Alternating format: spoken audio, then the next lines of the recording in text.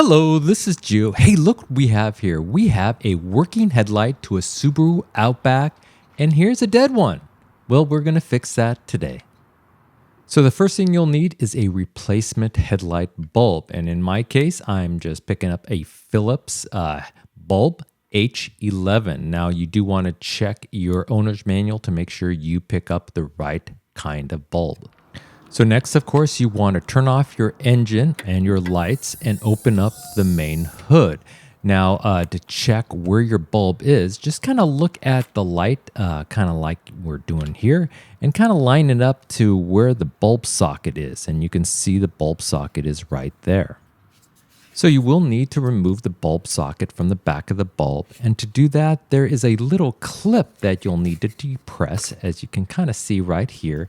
And then as you depress that, just push down on the socket and remove it from the bulb. And with the socket removed, you just want to grab the back of the bulb and rotate it counterclockwise and pull it straight out. And there's the dead bulb. And now to replace it with a new bulb. Now, when replacing a new bulb, you don't want to grab the new bulb by the glass. Just grab it by the base. You don't want any oils on the bulb itself. Now, just reverse the process. Carefully stick it in, kind of in the direction you took it out, and then rotate it clockwise until you hear a click, and then replace the socket. And there you go. That is how you replace the headlight to a Subaru Outback.